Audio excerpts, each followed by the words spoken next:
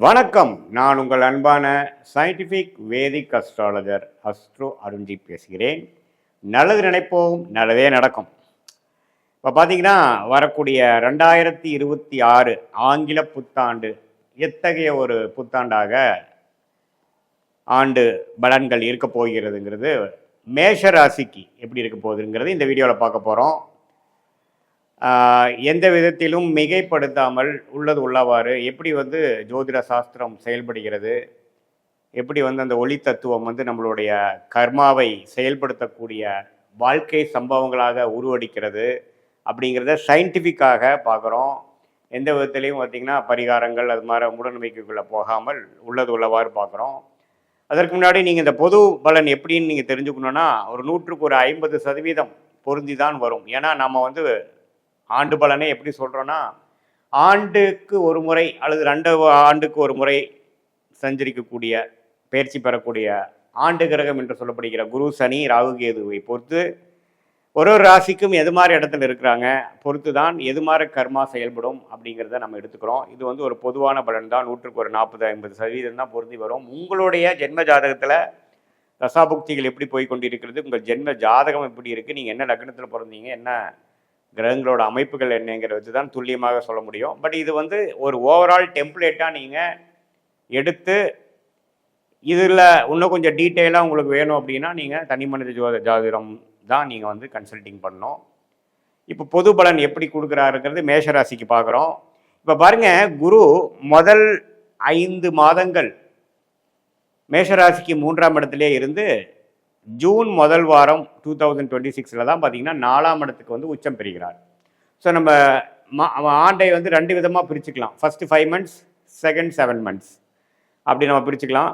So சனி முழுக்க 2026 முழுக்க மீனத்திலே இருந்து விரைய சனியாக கொடுக்குறார். ராகு 11ஆம் இடத்திலும், கேது 5ஆம் இடத்திலும் இருக்கிறார். டிசம்பர் மாதம் இறுதியில் தான் முதல் வாரம் ஆண்டின் இறுதியில் தான் மாறுறார். ஸோ ஆல்மோஸ்ட் பார்த்தீங்கன்னா 90% 95% ராகுவும் பயிற்சிகள் பலன்கள் இல்லை. ஒரே இடத்துல இருக்கக்கூடிய கும்பத்தில் ராகுவும் சிம்மத்தில் கேதுவும் இருக்காங்க.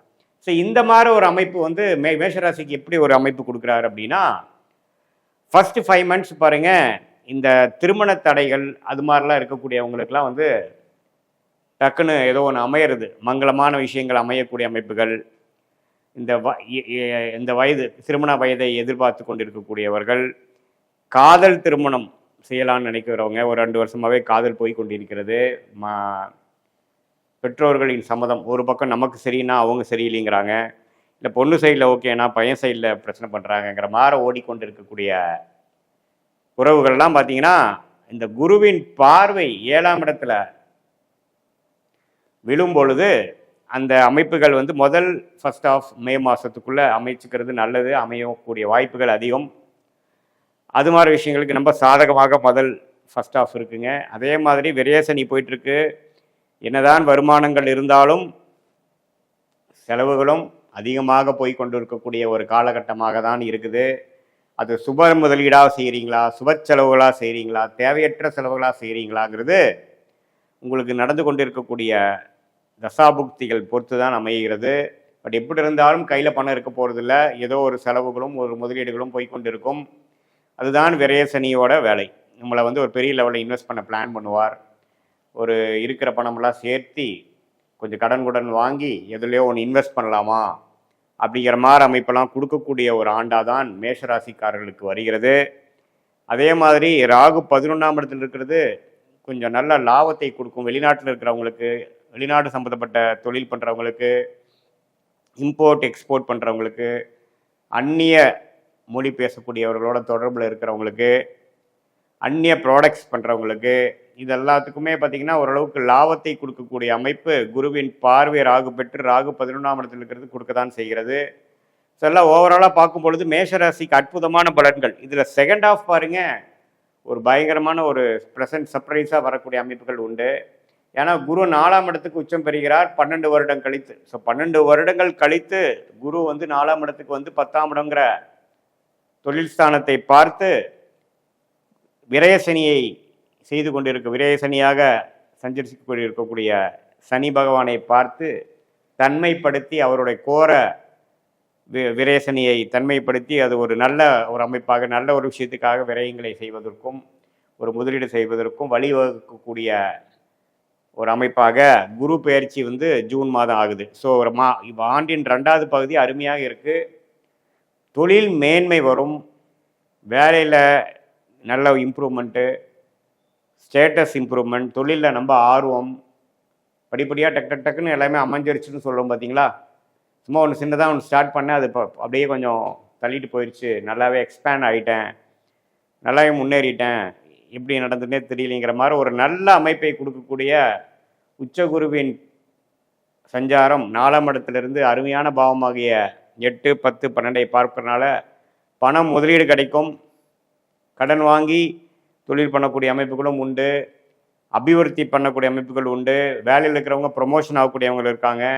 அதே சமயத்தில் படித்து கொண்டு கடந்த 1.5 வருஷம் 2 வருஷமாக காம்படிட்டிவ் எக்ஸாமுக்கு கவர்மெண்ட் எக்ஸாம்ஸ்க்கெலாம் ப்ரிப்பேர் பண்ணிகிட்டு இருக்கக்கூடியவங்களாம் இந்த குரூப் 1 குரூப் 2 யூபிஎஸ்சி எக்ஸாம்ஸ் அது மாதிரி எக்ஸாம்ஸ்லாம் ப்ரிப்பேர் பண்ணிகிட்டு இருக்கிறவங்களுக்கு நல்ல ஒரு எக்ஸாமில் கிளியர் பண்ணி பதவி ஃபஸ்ட் டைம் நான் உள்ளே போயிட்டேன், அந்த ஜாப் போஸ்டிங் வாங்கிட்டேன் அப்படிங்கிற மாதிரி அமைப்புகள்லாம் கொடுக்கக்கூடிய அமைப்புகள் உண்டு. ஸோ முதல் ஆஃபோட செகண்ட் ஆஃப் வந்து இன்னுமே பிரமாதமான விஷயங்கள், நீங்கள் எதிர்பார்க்காத சில சக்ஸஸ்கள் வரக்கூடிய அமைப்புகள் உண்டு. ஏன்னா உச்சகுரு வந்து 4ஆம் இடத்துல வருவது வந்து ஒரு அரிதான ஒரு விஷயம், எல்லா நேரமும் உங்களுக்கு வராது. அதை நீங்கள் மேஷ ராசிக்காரராகிய நீங்கள் நல்லபடியாக உபயோகப்படுத்தி கொள்ள வேண்டும். அதே சமயத்தை வீடு வாங்கணும், இடம் வாங்கணும், அந்த வாகனங்கள் பழைய வாகனத்தை கொடுத்து புது வாகனம் வாங்கணும்னு நினைக்கிறவங்களுக்குலாம் அருமையாக அமையும். தாயாரின் உடல்நிலை பிரச்சனையாக இருக்கிறவங்களுக்கெல்லாம் கொஞ்சம் தாயாரின் உடல்நிலை சரியாகக்கூடிய அமைப்புகள் இருக்குது, அவங்க மூலமாக சொத்து வரக்கூடிய அமைப்புகள், தாயார் வழியாக நல்ல ஒரு சுப விஷயங்கள் நடக்கக்கூடிய அமைப்புகள் எல்லாம் கண்டிப்பாக உண்டு.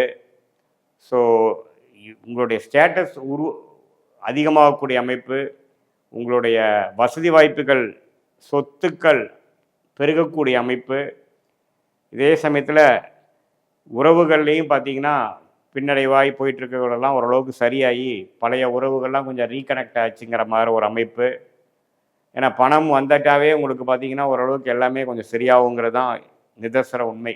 ஸோ எப்போ நீங்கள் வந்து வேலை தொழில் நிதி நிலைமையில் ஓரளவுக்கு வந்துட்டீங்க, நல்ல ஒரு பெரிய ஒரு இன்வெஸ்ட்மெண்ட் பண்ணுற அளவுக்கு நீங்கள் இப்போது கையில் காசு சேர்ந்துருச்சு, உங்களுக்கு லோன் கொடுக்குறதுக்கு பேங்க் எல்லாம் ரெடியாக இருக்காங்க அப்படிங்கிற அளவுக்கு நீங்கள் வர்றதுனால உங்களுடைய அந்தஸ்து அதிகமாகும். அது மூலமாக பார்த்தீங்கன்னா பழைய ஃப்ரெண்ட்ஷிப் பழைய உறவுகளை நீங்கள் கனெக்ட் பண்ணிக்கலாம்.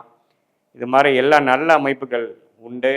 வாழ்க்கையில் ஜெயிக்கக்கூடிய ஒரு அற்புதமான ஒரு ஆண்டாக, ஒரு கேம் சேஞ்சராக 2026 வருதுங்க. இது ஒரு பொதுவான பலனே தவிர உங்களுடைய ஜென்ம ஜாதகத்தில் எப்படி வந்து தசாபுக்திகள் போய் கொண்டிருக்கிறது, அது வந்து நல்ல தசைகளா சுமாரான தசைகளா, உங்கள் லக்னம் என்ன லக்னத்தில் பிறந்தீங்களாம் பொறுத்து இன்னுமே துல்லியமான பலன்கள், ஷார்ட் டேர்ம் எப்படி இருக்க போகுது, லாங் டேர்ம் எப்படி இருக்க போகுது, எது மாதிரி திசையில் உங்களுடைய உங்களுடைய வாழ்க்கை வந்து திரும்ப போகிறது, எது பிராப்தத்தில் இருக்குது எது பிராப்தத்தில் இல்லை அப்படிங்கிறதெல்லாம் நம்ம தெரிஞ்சு கொள்ளலாம். உங்களுடைய ஜென்ம ஜாதகத்தை பார்த்து துல்லியமான சயின்டிஃபிக் வேதிக் அஸ்ட்ராலஜி மூலம் தெரிந்து கொள்ளலாம். இது பொதுவான பலன்கிறதையும் நீங்கள் தெரிந்து கொள்ள வேண்டும்.